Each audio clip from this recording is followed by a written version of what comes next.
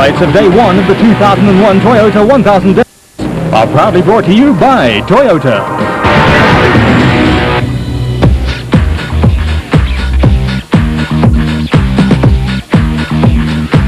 Abundant wildlife, a strong economy and vibrant modern cities like Gaborone make Botswana one of the special countries to visit in Africa. For the past decade, Botswana has played host to the Toyota 1000 Desert Race, the premier event on the MSA Off-Road Championship calendar. This year, over 300 car, motorcycle and quad entries converged on the Botswana capital and prepared to do battle with the extreme conditions this event has to offer.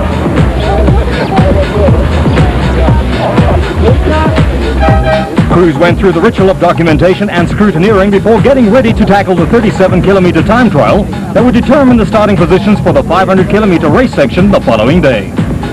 Competition in the production vehicle category was expected to be tough, with works entries from Toyota, Isuzu, Nissan, Mitsubishi and Ford fighting it out for overall and class honors.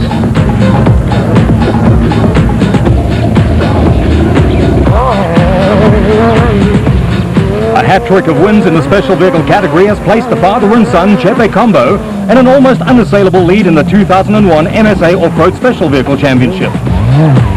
What are the chances of 4 in a row? 4 in a row would be absolutely lovely, but everybody wishes for these type of things, so we will try hard. But to win the championship, we should maybe not even try so hard because we're nearly there. So, but it's not in our blood, so we're going to try and get out in front if we can.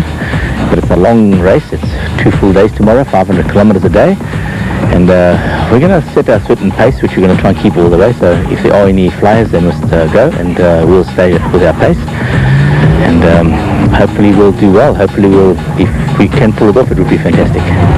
Hill Nell has earned the title of Mr. Consistency in his Class B look truckie and survived an armed robbery in which he was shot through the arm and thigh only 2 weeks ago.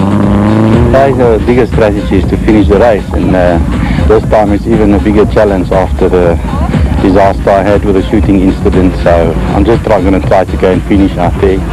I'm not going to try for a first, second or third place. I'll take the points that the other guys don't win. Franz Chevek Sr. has a 31-point lead over reigning Class B champion Hill Nell in the Special Vehicle Drivers' Championship, while Franz Chevek Jr. has a 43-point lead over Greg Harvey's co-driver, Boyd Stone.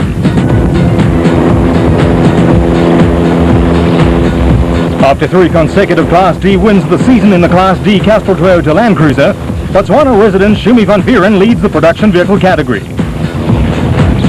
This is my 11th desert race this year. I've finished it 6 times. The best I've done is I've won my class in Class E in 96, and I had a couple of seconds and thirds during the years. So this year we're going to try and win the class, and doing so try and extend our lead in the overall championship. Consistent performances in the hotly contested Class E for 4-cylinder bakkies sees Kutsia Laviskafny lying 6th in the Production Vehicle Drivers' Championship. Van Vieren has a 7-point lead over Hannes Grobler in the Production Vehicle Drivers' Championship, while Grobler's co-driver Richard Leek tops the log in the Co-Drivers' Championship. The 37-kilometer time trial on the outskirts of Gaborone delivered a surprise winner in relative newcomer to off-road racing, Greg Dowse and co-driver VZ van Zyl, who were closely followed by another father and son team of Gary and Bodo Berthold in the locally designed and built M&E Glass Raceco. Fastest of the production vehicles was former multiple touring car champion Camille de Villiers and Francois Jordan in the Class T Nissan Hardbody, with teammates and former off-road champions Hannes Grobler and Richard Leek in a similar vehicle matching their time.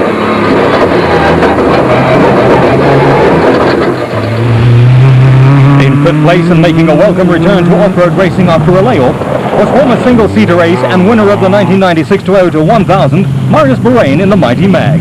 But he had newcomer to the special vehicle category, Terence Marsh, in the Raceco to deal with. Multiple champions and special vehicle championship leaders, Franz Chevek Sr. and Jr., could only manage 7th fastest in the V Motors Chenoweth, and hot on their wheels was Bevan Berthold in a single-seater Aceco.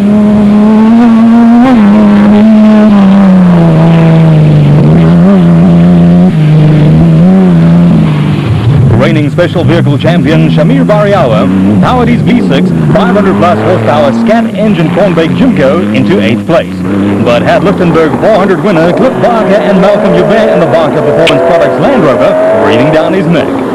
Parker elected to miss the Nissan Sugar Belt 400 to enable him to prepare the Land Rover for victory in the Toyota 1000.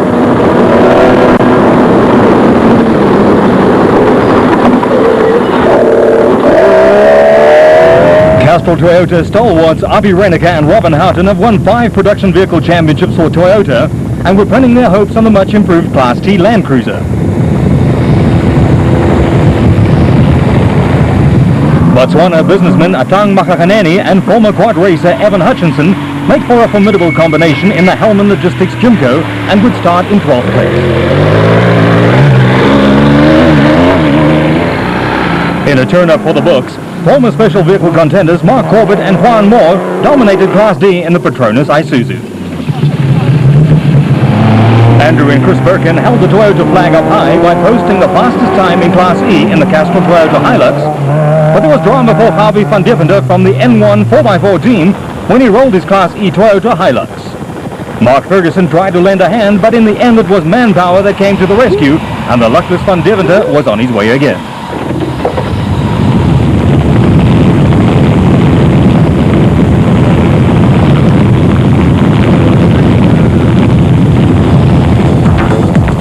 Dawson van Zyl would start first in the morning, followed by the Bertolds and the Nissans of Probler and de Villiers, who both posted the same time in the time trial. Special vehicles filled the next 5 places, with Barker rounding out the top 10. American-built trucks are starting to gain popularity in South African off-road racing, and the most recent addition to the fold is the Ford Ranger of Neil Woolridge. But how well are these rather large specimens suited to local conditions? Our car for this race, I think it'll be ideally suited. It is an American-built Ranger. It's built for desert racing, and judging by the way it went today, it felt very good. It's similar conditions to what we had in Barberspun, where it also went very well. We've been through the car from bumper to bumper, checked everything, made quite a few changes, and it's really going well, and we're hoping for a good race.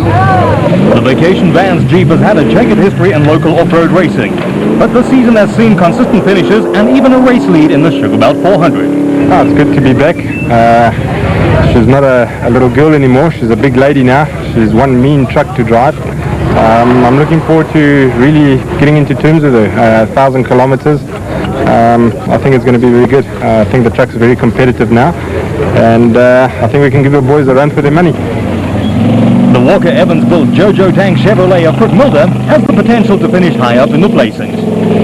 I think they're suitable because they're born and bred in America, in desert conditions like the Baja. We got big wheels, we got wide tires, which is beneficial when we're in sand conditions like we expect in the desert here. And yes, we're hoping to have a good run on the American trucks this year. More action from the Toyota 1000 after the break. Back to the action from the Toyota 1000. 70% of the Toyota 1000 route had been changed, and competitors would be faced with a formidable test of both man and machine. The motorcycles on Racing Section 3 will actually start off in their corrected time. In other words, if a motorcycle is the fastest on Racing Section 2, the Saturday, he will start off first. If a car is then second fastest, it will be a car, and if a quad is third fastest, it will be a quad. And it goes like that all down the line up until 30 minutes, and then it's a mass start after that. But they still start in their respective times. A typical pre-dawn off-road start greeted competitors who would be faced with poor visibility because of intense dust and having to drive into the rising sun. Ahead of the record 315 motor vehicle, motorcycle and quad competitors lay 500 kilometers of some of the toughest terrain that Africa has to offer. Time for last-minute farewells, adjustments, a pep talk from a veteran Carolyn to a rookie Douse, and tension in the Variawa camp, and anticipation from the large crowd. We worked hard to get here.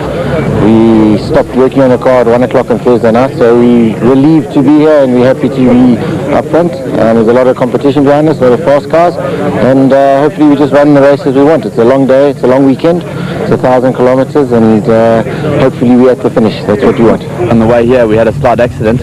The car left the road and we went off and hit a large concrete culvert.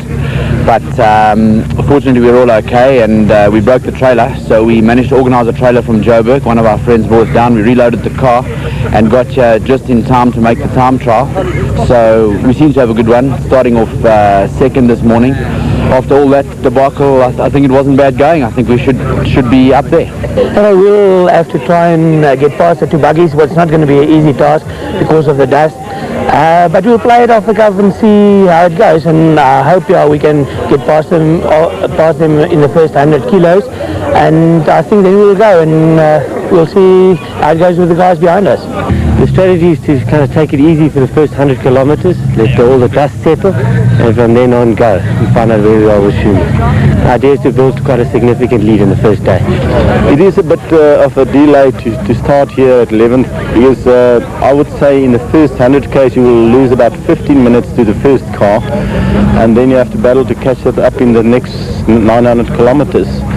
But in this sort of terrain, anything can happen. This first section, especially the first 100 kilometers, is very difficult. It's very narrow, lots of rocks and dongas and rivers to cross, so anything can happen here. So I would say one has to keep your head together for the first 100 k's, and when you're out of the dust you can start racing. Spectator support for the Toyota 1000 has grown dramatically in recent years, and the event can now proudly claim to be the premier off-road event in Southern Africa.